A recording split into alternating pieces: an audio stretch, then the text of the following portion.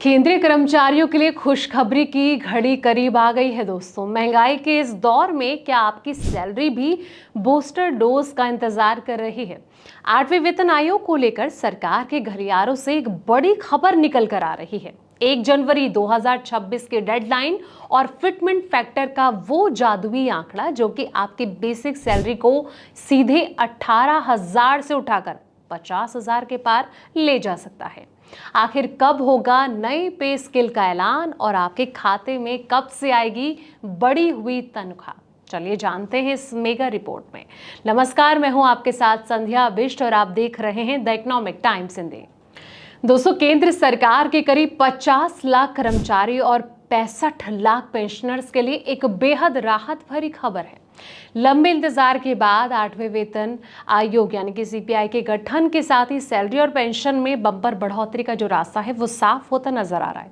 अगर आप भी सरकारी महकमे का हिस्सा हैं तो आपके लिए ये जानना बेहद जरूरी है कि नया पे स्ट्रक्चर आपकी जेब पर कितना असर डालेगा। महंगाई के इस दौर में न्यूनतम बेसिक पे में करीब 3 गुना उछाल की सुगबुगाहट ने कर्मचारियों के चेहरे पर रौनक ला दी है दोस्तों।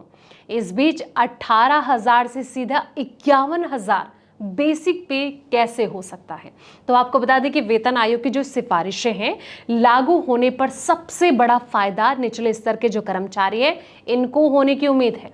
मौजूदा समय में जहां न्यूनतम बेसिक सैलरी 18,000 रुपए है, वहीं नए ढांचे के तहत इसके उछलकर 51,480 रुपए तक पहुंचने के मजबूत अनुमान जताए जा रहे हैं दोस्तों। हालांकि ये जो बढ़ोतरी है सभी के लिए एक समान नहीं होगी। सरकार के पे मैट्रिक में 18 जो हैं अलग अलग स्तर तय किए गए हैं। हर कर्मचारी और रिटायर अधिकारी की जो मौजूदा बेसिक पे है और उनके पे लेवल के आधार पर ही उनका जो इंक्रीमेंट है वो तय किया जाएगा दोस्तों। इस बीच आपको बता दें कि अब सवाल ऐसे में ये आता है कि कैसे बढ़ेगी आपकी इन हैंड सैलरी। जाहिर सी बात है, ये सवाल आना भी लाजमी है। नए आयोग का काम सिर्फ सैलरी का आंकड़ा बढ़ाना नहीं है दोस्तों, बल्कि ये जो भत्ते को तय करने की पूरी व्यवस्था है इसको नया रूप दे सकता है। महंगाई भत्ता यानी कि डीए का जो स्तर है वो सीधे तौर पर आपकी सैलरी हाइक की दिशा तय करेगी। इसके अलावा फिटमेंट फैक्टर में संभावित इजाफा कर्मचारियों की जो कुल आय है इसको एक नई ऊंचाई पर ले जाएगा।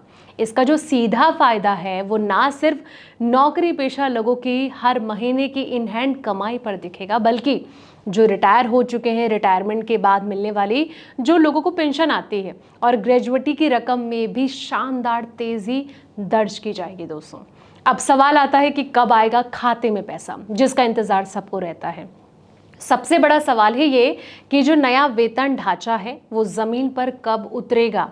तो अधिकारी दस्तावेजों के मुताबिक 8वें वेतन आयोग की अधिसूचना जो है 17 जनवरी 2025 को जारी कर दी गई थी। सरकार की योजना इसे 1 जनवरी 2026 से प्रभावी करने की है। अब उम्मीद है कि आयोग जो है अपनी फाइनल रिपोर्ट 2027 के मध्य तक सौंप देगा। अगर पिछले वेतन आयोग के ट्रैक रिकॉर्ड पर नजर डाला जाए तो कमेटी के गठन से लेकर सिफारिशों के लागू होने तक आमतौर पर 2 से 3.5 साल का जो वक्त है वो लग ही जाता है।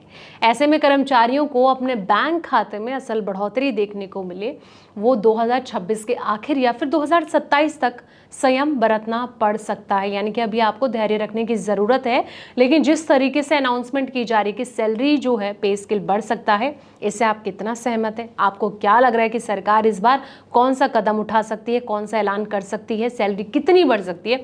कमेंट सेक्शन में जाके अपनी राय ज़रूर दें। अगर ये वीडियो आपको पसंद आया तो इसे लाइक ज़रूर करें और चैनल को सब्सक्राइब भी कर लें ताकि ऐसी अपडेट्स आपको मिलती रहे।